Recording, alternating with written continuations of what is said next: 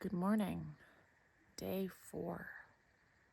If you are trying to do the Tahoe Rim Trail without getting into a car, as I am, there are 4 resupply points on the Tahoe Rim Trail, each about 45-50 miles apart. And I will describe them in clockwise order, even though I'm going counterclockwise.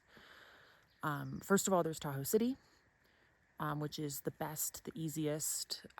You have a grocery store right on the trail, Save Mart. Then a couple blocks away, there's Alpenglow, which is a wonderful camping store. They have everything you need, plus they take packages. You can mail them stuff and they'll keep them. There's also a wonderful post office. And America's Best Inn has a hiker box. Hiker box is like a free box that you can leave stuff in if you have like extra food or something. And so it's like a free resource for hikers to be able to go and look in the hiker box. So Tahoe City's the easiest. Then you have Mount Rose Summit, and there's a campground there. The campground, I don't think you can charge anything.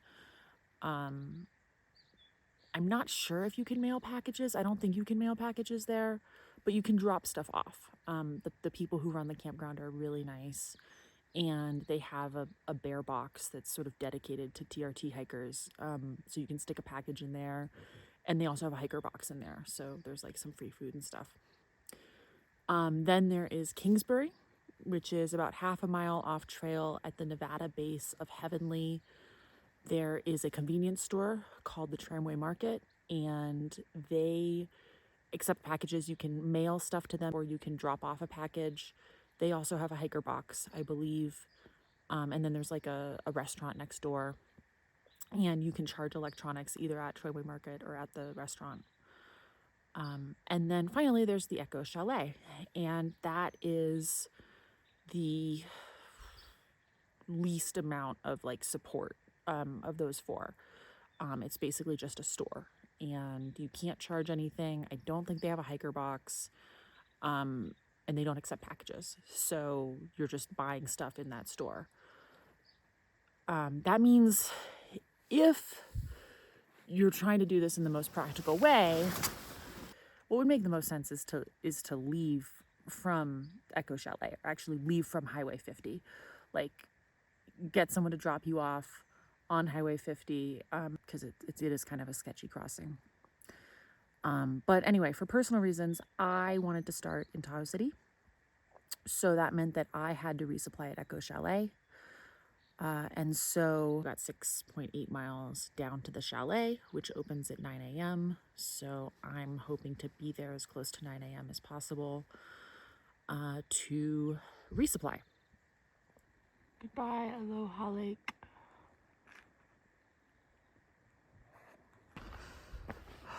I hate descending, and I hate loose rocks, and I hate descending on loose rocks.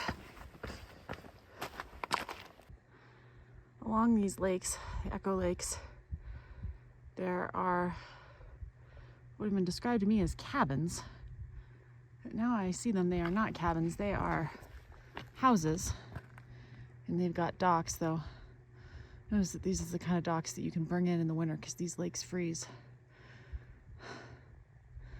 And it's kind of weird. This is like national forest or something, protected area, but these cabins predate that, I guess, like early 20th century, and they are passed down in families, which is really strange. Like, you have like a federal government sanctioned aristocracy, but I don't know, whatever.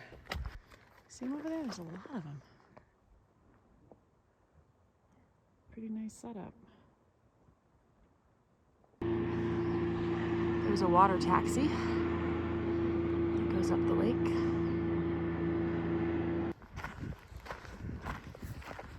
Oh my goodness.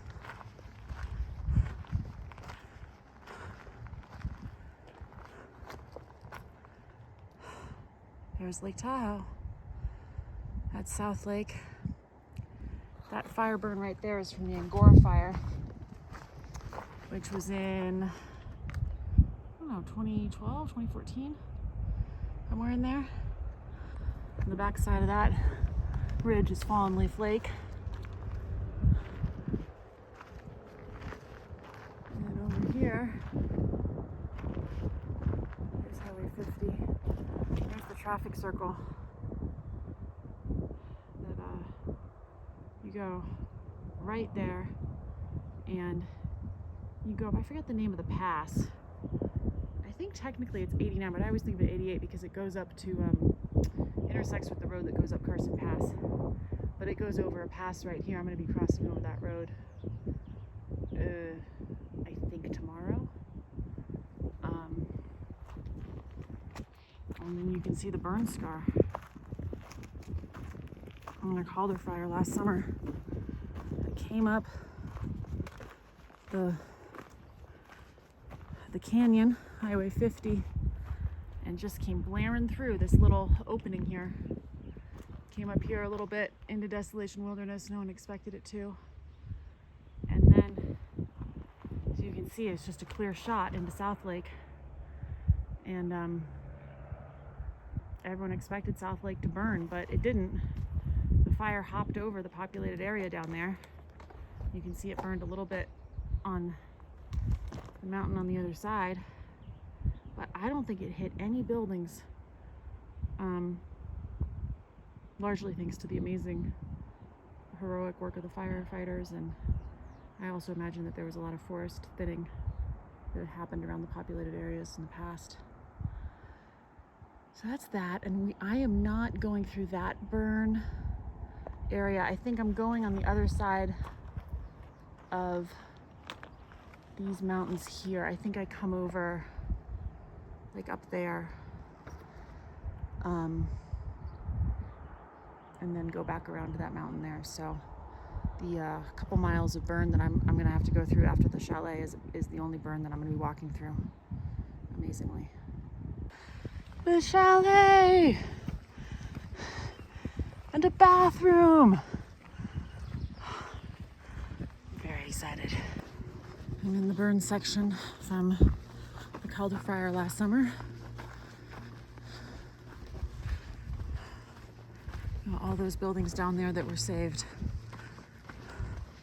Amazing work by firefighters.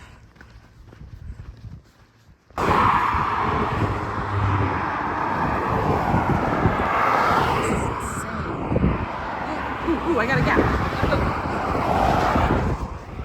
Running, running, running. Woo! I made it. Now, where's the shrimp? There. I see it. I see the sign. This is nice. They have posted a list of trail angels in South Lake who will give rides to people. They had that at the Echo Chalet too, so if you get here and you need a ride down to South Lake and you don't want to hitch, there's a whole list of people you can call.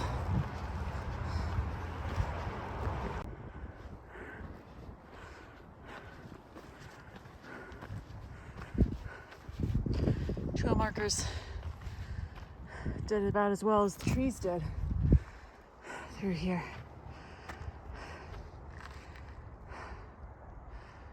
It's very serious burn.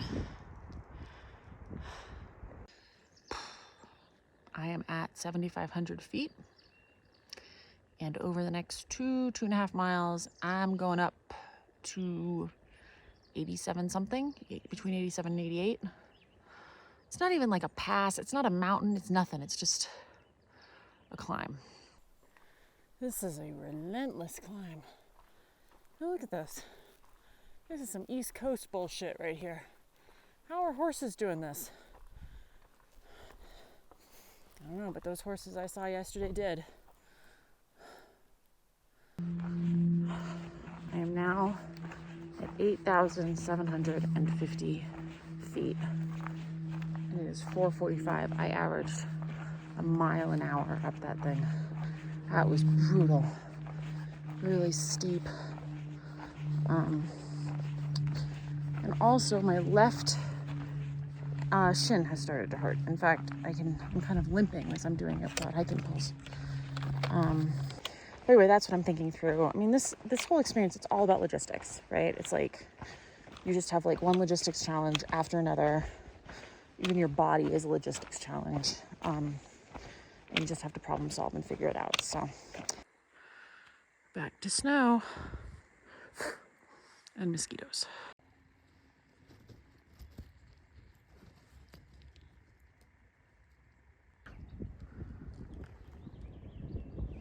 Good morning.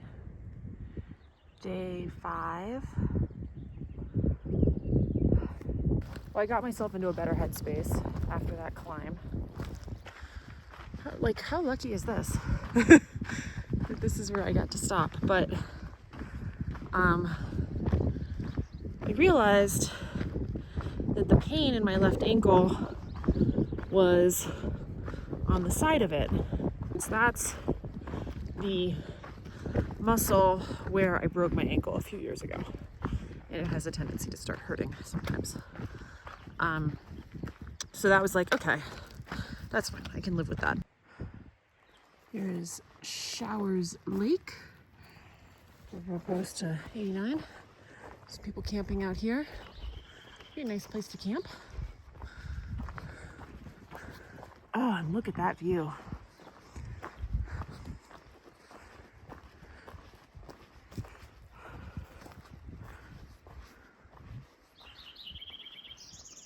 Gorgeous. Check out this meadow. This is absolutely beautiful. This part of the hike, I had no idea.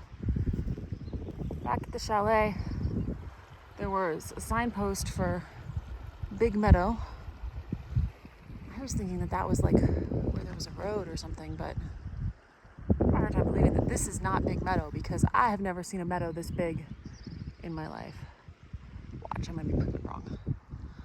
And this right here is the Upper Truckee River, which flows down into Lake Tahoe, I believe. Looking back at where I came, this meadow just keeps going and going.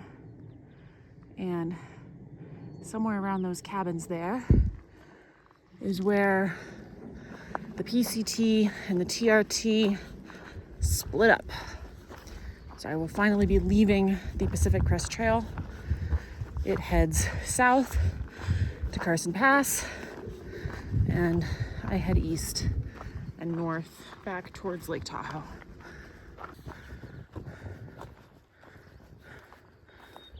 No bikes.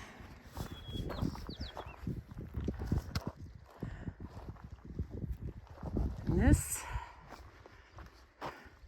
see, this isn't Big Meadow. How is this not Big Meadow? Look at this. You're telling me there's a bigger meadow? I just yogied. I think that's the expression, where I came upon some day hikers and they fed me. So it's like Yogi Bear. This is Big Meadow. It's beautiful. It's big, but it's not nearly as big as the other meadow. So why isn't it called Small Meadow? We've crossed Highway 89, Luther Pass. That road's gonna go up there, and the other side of the pass intersect with 88 and the Carson Pass. And now onward to find the outhouse. Fantastic outhouse experience. It even had seat covers because we are not savages. We're civilized people who have seat covers in our outhouses. And now I think I have just the tiniest little roadwalk in this parking lot, and then I should find the trail again and have lunch about half a mile up. Eating some lunch. and it's raining. Actually quite hard. And in fact, some of it is hail. So it is hailing. Covered up my pack.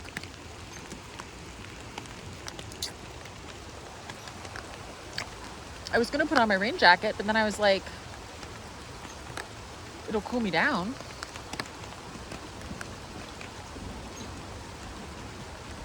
I think this will blow over. And once I start moving again, I have 6.5 miles, 6.3 miles to be precise, over which I will climb 2,300 feet, something like that, up to 9,500 feet. So that's gonna suck. So I think I'll just hang out. Keep eating my corn nuts. So I am now under the bridge. I was there. Now I'm here. And yes, I did come down those rocks barefooted. And yes, it took 2 trips. But everything's dry. The temperature did drop quite suddenly and dramatically. So I'm now in my thermal underwear with shorts and a dry shirt. If you're wondering how I changed clothes under the bridge, well, one advantage of a sudden rainstorm when you're next to a trailhead is you can be confident that no one's going to be coming by. So now I'm going to make myself a PB&J, and I may be here quite some time. Hello from South Lake Tahoe. So I decided underneath my bridge that I would walk back down to the Big Meadows trailhead with the outhouse and kind of see what happened. And I was texting with a guy named Nick, who I met through Facebook and started the TRT the day before me. Really nice guy, friendly guy, and he was taking some time off here in South Lake, so he offered to come pick me up. He drove me into town. I got a pizza from Round Table, and then I looked, and that's South Lake. That is the mountain where I came from. So I said, screw it. Booked myself a room in this little hotel, the Apex Inn. I'm in the mountains, and it's still June. June is not summer in the Sierra, and you have to be careful and keep your wits about you. So this is me being smart. Look, it's my bridge. It is 7:45 a.m. and I am back. A wonderful woman named Haley gave me a ride up here to Trailhead. That's where I had lunch. This is where I hid from the storm. But she was just so great. She did the trail last year, and now I have her number. She's like, if you need anything, you can get in touch with her. One of the great things about this trail is just the community that you're a part of. Now I'm heading up.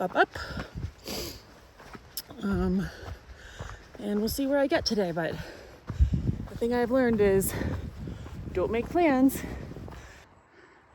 You can see the work of the firefighters here last summer with the Caldor Fire. I'm assuming that's what all this is. A lot of trees cut down, but not piled up. They were coming through, thinning this forest very quickly. And then you can see that everything that's been cut down has burned scars that none of the trees do. So I think probably what happened is you had firefighters moving through here very fast, thinning out the forest very quickly, and then doing controlled burns to create a firewall. The fire burned its back over there, but this is the section where it jumped across the valley and came in here, just like north of the trail. It's amazing to see the heroic work, the effects of the heroic work in action. The other thing I didn't mention on video yesterday, and I regretted it, is, you know, having hiked through the fire burn, 2 days ago, coming out of Echo Summit, you know, that trail looked beautiful. And it was totally built just in the last 9 months, most of which is, of course, winter. And Haley was confirming it. She said you had a lot of Tahoe Rim Trail Association volunteers out rebuilding that trail. They were out when there was still snow on the ground, and they got it open for the PCT season. Really remarkable how communities coming together and just supporting in whatever way they can to protect this place and have it bounce back as quickly as possible after that devastating fire. Freed Meadow. And I'm hiking with some other TRTers going counterclockwise. It's beautiful. Another big meadow. Absolutely incredible view here. And I have to figure out what that meadow is. So I was thinking maybe that was the meadow that the trails diverged in, but it's got roads in it. So I don't know. Road going up the mountain there. I gotta figure that out. And then going south, the peaks just get higher and higher in the Sierra. Gorgeous view. There is an invisible boundary down the middle of Lake Tahoe, north-south. You've got the east side and the west side. And that boundary is not between California and Nevada. It is between the mosquitoes and the flies. And I have now crossed that boundary. I am no longer in mosquito land. I am in fly country. And if I had started on the east side, maybe I would have found the flies annoying, but I will take flies any day of the week. I had a really nice morning hiking with Maddie and Nathan and tons of other people too. I mean, it's just been crazy today. Like, I think at least 5 TRTers were going clockwise. And so we passed them. Most kind of stopped and chatted for a minute. Really nice woman named Crystal. She said she was going to follow me on Instagram. And then as I've been sitting here, 2 more guys, I didn't talk to them, but 2 more guys went flying by solo. So, I don't know what happened. I don't know where all these people came from, but it's been really cool. Really nice vibe. That said, I haven't hiked with anyone else this whole time, and I hadn't really thought about it for myself, but I like being in my own head, and I also like stopping and looking at the view a lot. And I think other people don't. They kind of are going.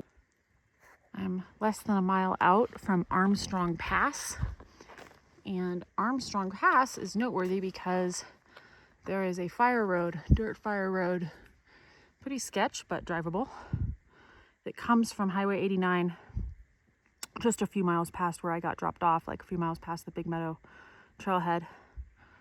And it comes out through the woods, through the canyon, up, I don't know, a dead end somewhere, but there is a trailhead on that road. Pretty popular trailhead, actually. I've been there twice because it is a way to be able to day hike this section.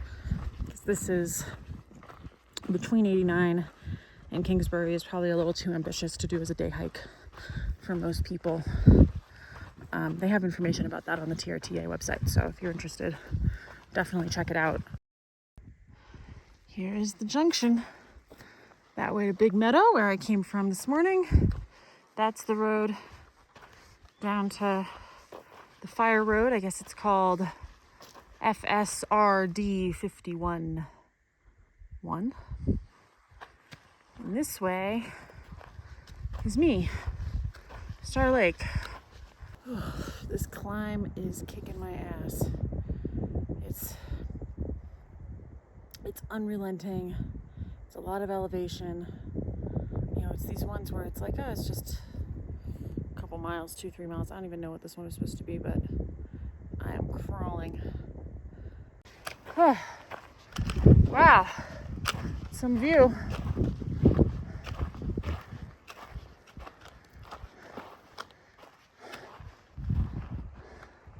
That's the trail to Friel Peak. It's only 1 mile up. Right up there. Not a chance in hell I'm doing that. One thing I associate with this area is they have all this really beautiful rock. My father said he thought it was quartz or something. I don't know. It's like white and shines in the light. And it's just everywhere. Like, you know, all different sizes. Things like that. And then smaller pebbles of it. I made it. Star Lake. And no, I am not going any further than this tonight. This is it. That sandy beach right over there. Has my name all over it.